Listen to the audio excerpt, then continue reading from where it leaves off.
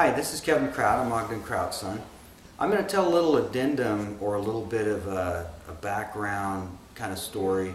I told the story about Ezra Taft Benson and how he was with Stan Molstrom, and Stan Molstrom had gone up to work on his back. He's a chiropractor slash massage therapist. And so anyway, we're talking, and as we were finished with that conversation, and I told about Ezra Taft Benson pointing down and saying, you know, that he was more afraid of those men in that building than anybody in Washington, D.C. I told that story to a lady that was in Idaho, and she says, "Kevin, do you know who I am?" And I said, "Well, no, you're just on my dad's list." And she said, "Well, do you know anything about me or my name or any of that?" And I said, "Well, no, not really. I don't know anything about you, really."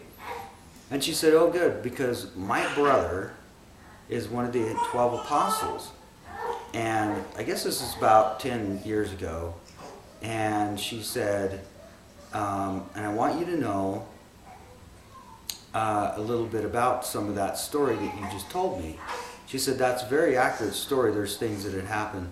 My own brother came out after conference, and he put his arm around me and he said, 'Sis,' because he knew that, you know, she said that she was a fundamentalist or had fundamentalist leanings. And so he said, 'Sis, if you know anyone who has priesthood, please, please pray for us, the few that are here in the church still, trying to do the right thing, because we have been so infiltrated by the dark side.'"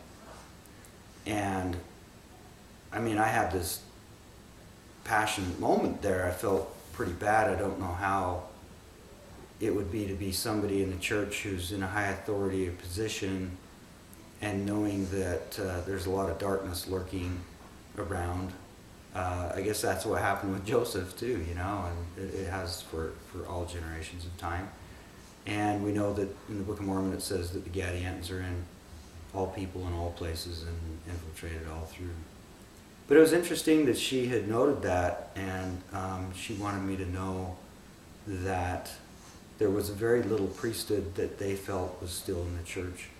And that could be one of two reasons: either unworthiness, or it could be because there was a certain period of time that they were blessing people or trying to give them priesthood, and they were just ordaining them to an office. They weren't actually ordaining them with priesthood.